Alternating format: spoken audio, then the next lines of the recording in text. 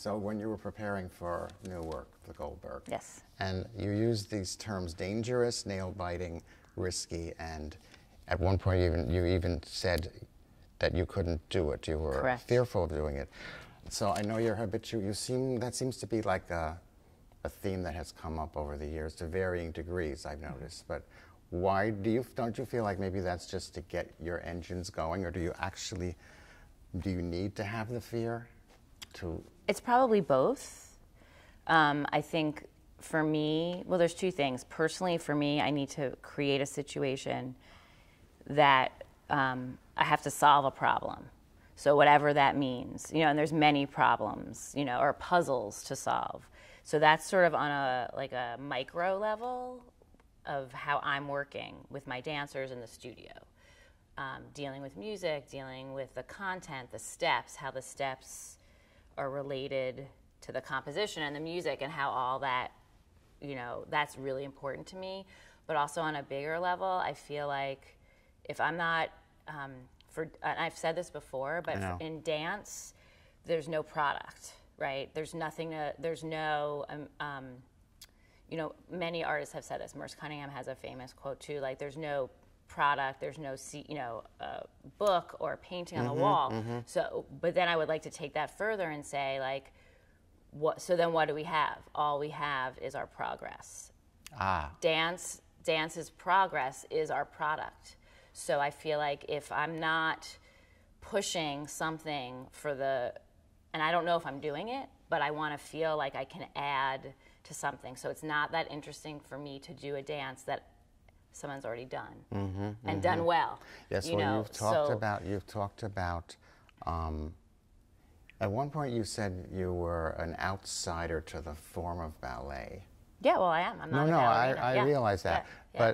but I also feel, just to take that a step further, that pre-existing form, and you seem to be interested in that too. Yes. Pre-existing form is not of paramount interest to you either. On the other hand, you do say that you want to tell a story, you want to have narrative. Well, I don't want to have a story. I want to have stuff that people can connect to. So it's not like I want to, there could be a loose narrative, I want to be able to connect with people in a certain way. So the word like narrative or story already comes with all this stuff that's not really in my dance, that I don't set out to make. But there is a story because I have dancers on stage, and they all have stories. And that a lot of times, particularly with this piece, I feel like I've created a situation where to see the dancers, their personality, along with mine. So it's a perfect sort of combination of us together. Well, there's a point where, I don't know her name, but where the woman who sits back to back with Lindsay. And actually, when I talk to her, I'm thinking exactly about Lindsay. Well, that moment, I saw the piece on Thursday. Okay. I'd seen it over the summer too, but that moment, the feeling in the audience was so galvanized and warm, from where I was sitting. Not to say that other parts of the piece aren't very human and interactive, and social, but there was just something very, and people laughed, but it was a kind of a affectionate laugh. Right, they were with us. Yes, the audience was with. Were you aware of this? No. It was funny because in rehearsals, when we came up with that idea, it started out as an idea. Well, there's a lot to Lindsay's role. I mean, there's two, it's variation 20 and 21.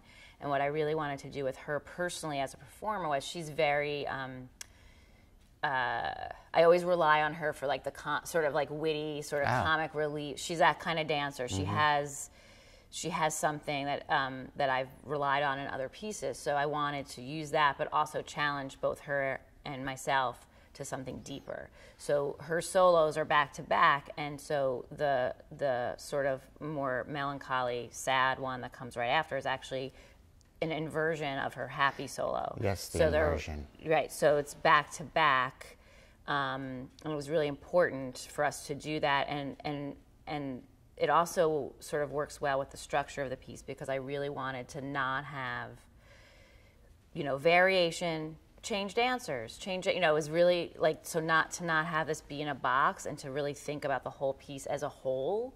So so the structure is surprising. So you're having, it really is a group piece with solos. There's not that many like trios, duet, like it's not really set up that way. It's set up in this really surprising way to myself, because I left all these holes. Like I made all this stuff, then I left holes, and then I figured out, how am I gonna sew this together? And that's where the stuff comes. That's where the story could come. Oh no, I didn't. By the way, I didn't mean like boy meets girl, boy gets girl, etc. No, I know. But you said something. This leads me to the next thought I had was.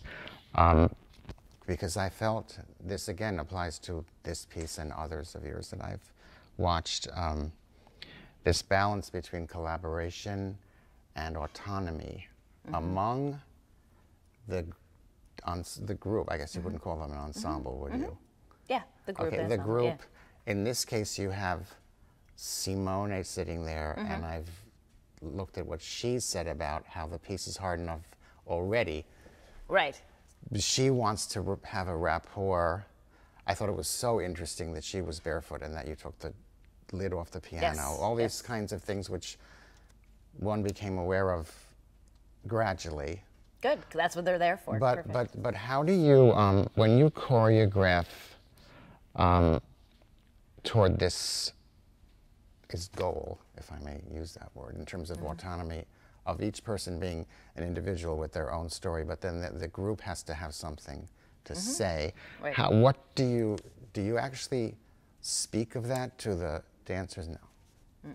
I barely say anything. How do you? Yeah, you don't seem to talk that much in your. No, we work on. For me, we work on steps and movement, and like we go at it physically, and then by the end. Or even in performance is when I start noticing things. I never say to them, this is the group part and you're gonna feel this, or like these are my images, or it's always coming from the steps. So any content or meaning is always coming out of that. I never walked into this for any piece and say, okay, we're learning this phrase, and this phrase is going to be this feeling or this idea. No, I know you wouldn't do that. But I meant, well, you answered the question. So for you, choreography is, well, you say, like choreography in terms of delegation versus evocation, or from the person to get. Are you talking about from like the individual dancer? Yes. Well, okay, so to me, we talk about this a lot in the studio. So for the group pieces, the unison sections, they're doing the same steps. But so we talk a lot about the approach to the movement is the same, even though You mean physically? Yes, but the actual execution may look different on everybody. But what brings them together is how they're going to perform it, the approach. And then in the certain like solos or more where I worked with Lindsay, it was like we had private rehearsals. Like everybody, I've had private rehearsals with everybody. Oh. So it's not everyone. Know that. Yeah, because I also one-on-one. You mean? I do one-on-one, which I love. With other pieces, you've done this, or other pieces, but it's also a way I solve a problem of people being available. So what I do a lot of times. Oh, like I can't make it to such and such. Right, because they're all freelance. So, and we're not a full-time company. So that's how I solve problems too. So I'm always solving problems like logistical issues artistically. Like that's really interesting to me because I have limitations, and then I deal with those limitations, and they get me somewhere than if I, somewhere totally different than if I planned it in my book. I noticed your little notebook. Yeah. So that's always, really interesting to me. So working one-on-one with the dancers is one thing, then working with a group and to feel the group will is sort of a different thing. Well, there was one piece I watched which I wrote, okay, Be in the Gray with Me? Yeah, that was a long time ago. I know, well, it was a long time ago, but I wrote here that I said I loved it, which I just thought I found it captivating, extremely captivating. But for the reasons you just mentioned, because, like you just talked about, the approach. So I'm sure you, in the very beginning, they all come downstage and they sort of line up, and then they do a similar, I mean, the same movement, kind of, but each single person did this in a totally different way, but they looked very connected to each other. Well, I think that's also very powerful. Yeah, I think it's also, you know, when you make a dance, like, they're all together for this period of time. So, like, the dancers are really connected. So even if they're not, so there's something about that is hard to describe. And just to bring it back to this piece, Simona has been with us, so, you know, in all these residencies and rehearsals. So even if she's not looking at the dancers while she's playing, she feels them, and you can feel that on stage. You feel that, you know. And so my favorite thing, you know, when I look at dances and when I look at art, what I want to see like the work behind what I'm seeing. Like you can feel that work when you look at something. Do you mean something as, forgive me for being, maybe this is not what you mean, maybe this is reductive, but when I go to the Metropolitan and I can, if I find I want to go right up close and see the brush strokes, if they let me. Exactly. You know. No, that's exactly the idea. Yeah, like you could feel the, like you can feel the studio work. That to me is really important. Now, in terms of music, just to go back to this piece again, you, at one point, you said, I love this, I embrace, I invoke, and then I ignore the music. Yeah, that's what I well, but wait, there's one other. Well, let's just stop with that. The whole idea, and you said something like, I assimilate, I go to all these movies, I look at art, I read books, and then I essentially forget it. Yes. Now, can you just explain that to me a little bit? Sure.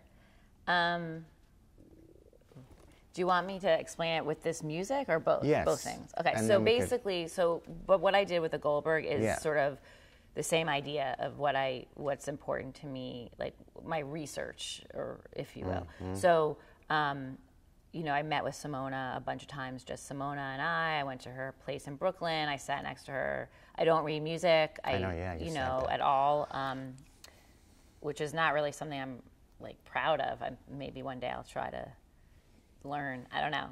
Anyway, it's on my list.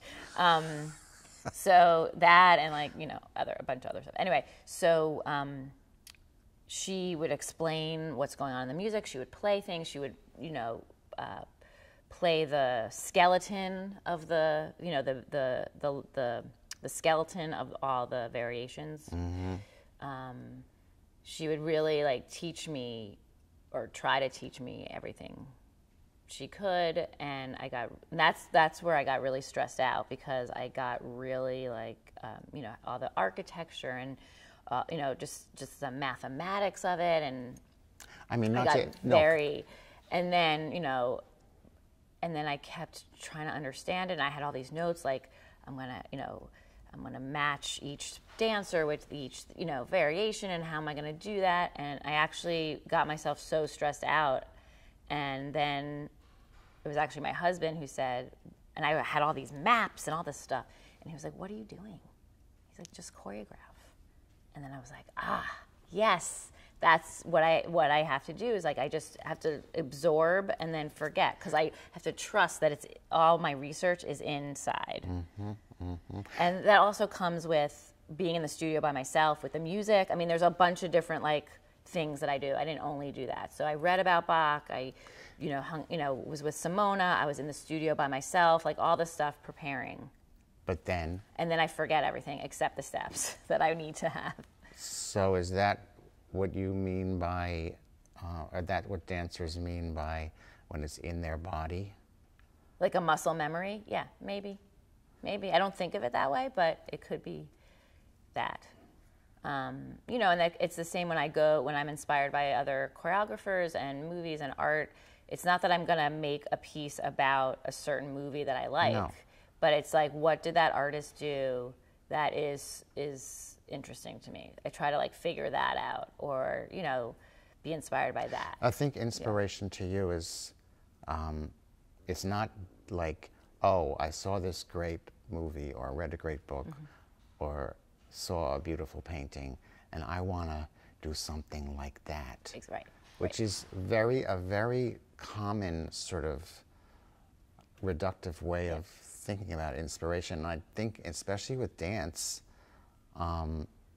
it's often not that way, because for you want to find, is that like the catalyst, and then you find the inspiration in your own imagination?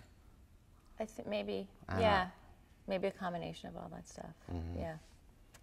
Okay, so let's talk a little bit about Viola Farber. I was interested in that because she started out at Black Mountain College before she joined Merce. Am I right? I think she played Or she met him piano. there or something. Yeah. I know she played piano for dance classes, but you know, maybe she went with him. She might have. But so when you she was in the original company. Yeah, so when you were at she was Sarah Lawrence, Yes. she was your teacher. Yeah, she was I got the last 2 good years of her. Yeah, and yes. she passed away in 1998. Yeah. And I know you did a piece for her. I would just be interested to know, looking back, or as time goes by, do you feel her presence changes, or depends on what the piece is, or how would you describe her? I'm not using the word influence because I know you don't like to. No, I mean there's viola in every piece that I do. There's something. Okay. Tell us about. There's that. just movements that I just know she would love that are in there. It's like not that. It's just very sort of.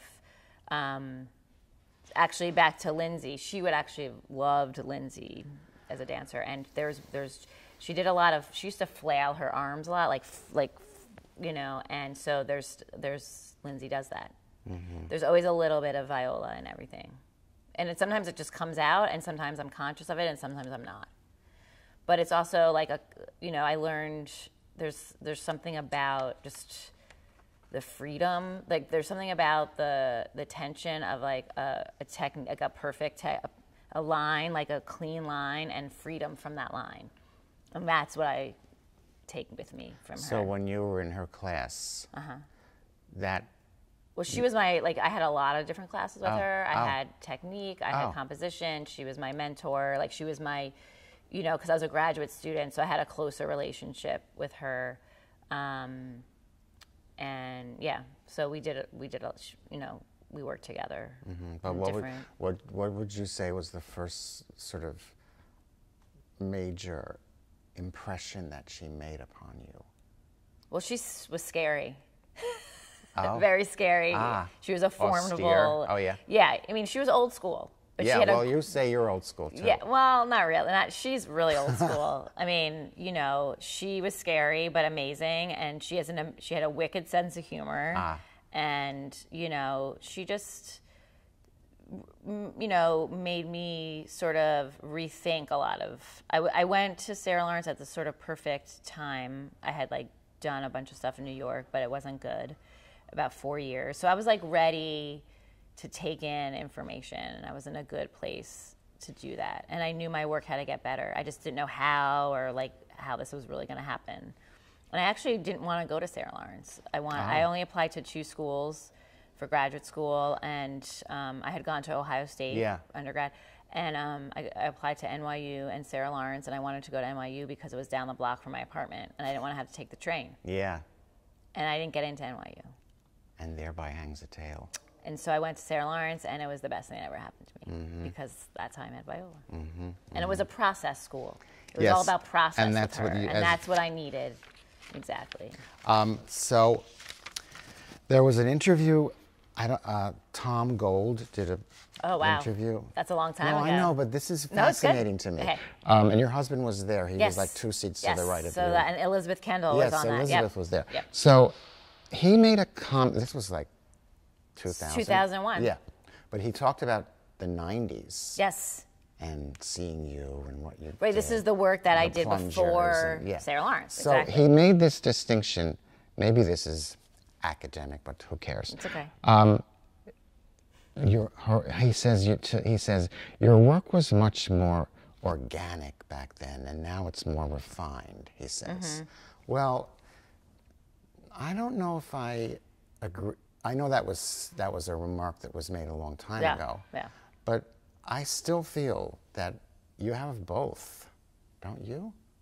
Don't you? Yeah, think I want that. Yeah, I want that to be It's not a question of one or the other. It wasn't like he acted as if I'm not arguing with him, picking a fight with him. It was just something you thought of. I thought to myself, well, now it seems as if there's both. More. More of both or something. Yeah, no, I think that's true. I think organic and refined. Yeah, I mean that's a good sort of description of what I'm after, I think. But I find that I know that when people write about you, they reference Cunningham. And I'm waiting for the day when they stop comparing me to white men. No, that's what I was going to say. Because I don't, no, I mean, I waited till 24 minutes to even bring up the name, but I'm not comparing, but I don't really, I feel like your general airy lyricist kind of look, I know that he did that, but your movement vocabulary is, I feel like it has more ebullience to it. I really do. And also the costumes. You seem to, this I'm thinking back over time. Yep. Primary colors a lot of the time, and very, like you'll have a satiny top on one person and then 3 people down the line as a satiny bottom and gray. You know, you seem to be very interested in more of a spectrum of sensory stimulation. Right. I mean, I don't know, like Not to compare, I'm just... Yeah. I mean, obviously I love dancing, and there's things about the Merce Cunningham technique that I use and I like, and there's steps from ballet that I do stuff to. I saw some people with ballet shoes on in some of your pieces. Right, because I've made work on ballet dancers. Yes, and you didn't want it to look like 3 beautiful dancers together. Right. You wanted to go against that. Right. So I think that's fine. I think, though, that I'm just, like I said, I'm waiting for, I think that people look at style first. Yeah, you're right. So they see that, and it's particularly if my dancers are in unitards, which I don't do that often, and I don't think I think then they just go there. And they're not actually maybe looking at what's the dance, they're looking at the style, which reminds them of Merce Cunningham. Yes, but that was what's so great about the costumes for this piece. They have, you can see through the trousers, you can see the people's bodies, but they're dressed up. It's not a unitard. No, right, they're exactly. dressed up. Yeah. They're really And then the dressed gold up. for the Goldberg is on underneath. Yeah, really. Yeah. And you know, that's Reed and Harriet, though. That's like them. But in the summertime, when I came here in July, they were in rehearsal clothes. But I saw someone asked me afterwards, "Oh, you saw it in the summer. What did you think about?" I said, "Well, the costumes just." Well, everything changes, yeah. Well, but it made it more present to me, and that was good. Yeah, no, that's great. Now I'm a fan of Susan Sontag, and she wrote a piece. She only wrote 1 article or 2 articles about dance in her whole life, and she wrote this piece. I just want to read you this quote and ask you whether you agree with this. She said, "In my experience, no species of performing artist is as self-critical as a dancer. I've gone backstage many times to congratulate a friend or acquaintance who is an actor or pianist or singer. Invariably, my praise is received without much demurral. But each time I congratulate a friend who's a dancer on a superb performance, and I include Baryshnikov, I've heard first a disconsolate litany of mistakes that were made, a beat that was missed, a foot that was not pointed, etc., etc., etc. Why do I feel like... It's absolutely true. But I don't... Do you have those feelings Oh my to that God, extreme? of course. Yeah. I mean, to that extreme. Yes. Do you realize, I don't sit in the house. I don't watch my piece from the audience because I cannot bear it. I'm backstage. I'm emotionally throwing up every, premiere. This is the most, I just want to make sure I'm not humiliating myself all the time. I mean, it's a form based on rejection, and every dancer and every choreographer, I mean, they feel that. It's harsh. So that's systemic. It's absolutely true. Okay. She's not making that up. No, I didn't mean she was making it up. I just wasn't sure about you. I don't know you. I'm a neurotic Jew, yeah. Oh, it's true. you are? Okay. Yeah. I'm just horrified checking. all the time. I'm just checking on that. Well, you're very good at presenting. Well, you're a performer too. Yeah. So you're very good at presenting. I mean, all I see, when I see my old dances, all I can see is all the things I did wrong. Oh, so that's why. And when anybody says anything nice, I don't listen. I only listen to the bad things. Okay, then I won't go into some of the other ones that I really loved. Oh. I won't.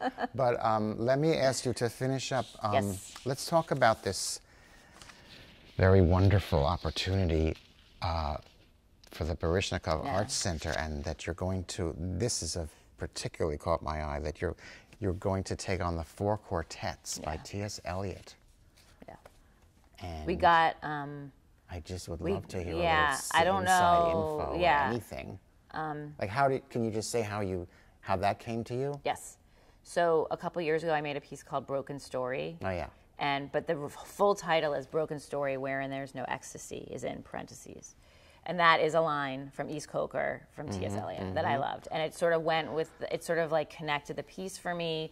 It was site specific at the Guggenheim Museum Theater, which is a circle.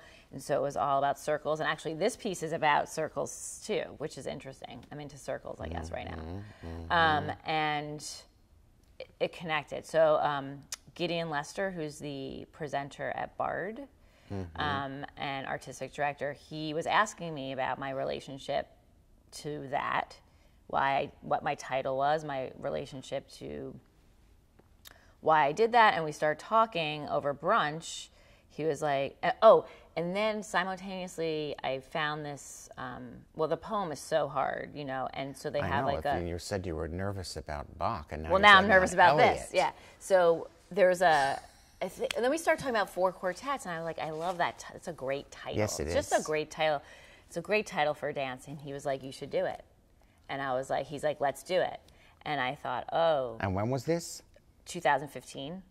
So then I just was doing a piece up at Bard for their Summerscape 2015. So I went to the bathroom. I came back to the table, and Gideon already had on his phone that it was the celebration of the 75th, like this next year is like the celebration of it, first published in America. So he's like, we're doing it, and I was like, shit, all right. And honestly, I was like, I didn't think it was going to happen, and now it's happening. So, and we got the full approval from the estate, which they never do. I know. This woman, Claire, she's amazing. So we have that, and I'm working with composer Kaya Sarayaho. I'm going to meet her in Paris in December to figure out how we're going to... You mean 2 months from now? Yeah, we're going to start. I already started it. I have like 5 minutes done. Well, can I ask if the words are going to be... Yes. How are they going to... They're going to be spoken by an actress. The whole thing? Yeah. By an actress, but I can't tell. No, but I just wanted to get a little bit of a hint about that, because it's great to... Okay, so we began with the fear of Bach, and you took it on, and now you have the fear of Eliot. Yeah, I don't know if it'll work. No, we'll but see. the thing is that I don't know if maybe you have noticed, all of his work is now being republished in definitive, like almost catalog raisonné form, in these huge, volumes that have been edited by lots of people and signed off by Valerie Elliott and the whole thing. So I feel like this is going to be just fantastic. I can't wait. I hope so. Thank you so Thank much you. for coming. Yeah.